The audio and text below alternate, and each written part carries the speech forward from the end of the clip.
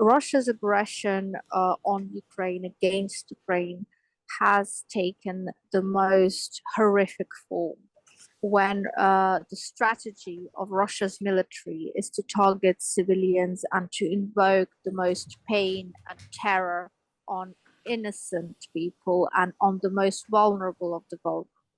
And I think we can now talk to another a guest on a particularly appalling aspect of the war in Ukraine: the use of sexual violence by Russian forces as a weapon of war.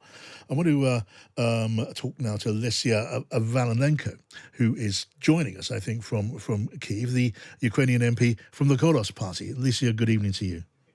Good evening. Alicia, welcome. We've been learning more and more about this aspect of the war in Ukraine. It is a truly horrifying aspect of that war. The use of sexual violence by Russian forces, a really shocking feature, which must hit home, I think, well, more than to anyone, to you and people there in that country seeing these reports. You are absolutely right, and this is exactly what we have been talking today, and we'll be talking about tomorrow at the PSVI conference in the UK, organized by the Foreign Office, talking about sexual violence in zones of conflict. Russia's aggression on Ukraine, against Ukraine, has taken the most horrific form when the strategy of Russia's military is to target civilians and to invoke the most pain and terror on innocent people and on the most vulnerable of the vulnerable. Sexual violence is being used as a weapon of rape, being used as a weapon of war. Today, 43 cases of sexual violence have been committed by Russian soldiers against Ukrainian women and children, have been documented and have been put forward in front of the prosecutor's office of Ukraine. We are talking about cases where children as young as 4 years old have been raped and women as old as 85 years old have been raped. And what we know today is that really this is not just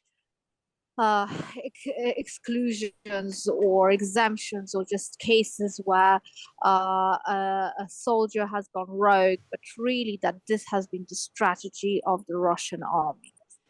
Yes, we're seeing reports, more and more of them now, of this kind of violence, the rape of women, the rape of children, very young children, and men are victims too, victims of castration, and that kind of violence, and as you say, taking place with the approval or on the orders of Russian commanders.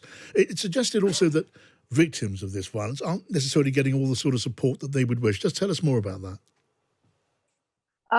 When we are talking about castration, that comes under the crimes of torture that have been committed pretty much all over the occupied territories that have been held hostage by the Russian military, by the Russian soldiers.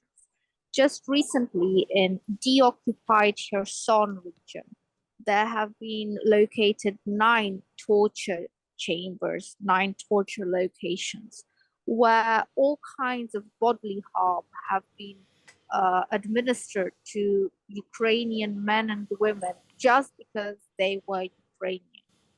And again, today, speaking at the conference, many times that I have to speak on this absolutely devastating and tragic subject, I have to underline the fact that this is a strategy used by the Russian military rather than just a haphazard situation. And this is the difference between the army of the aggressor state of Russia and the army of Ukraine, who's acting as a defender, as a victim.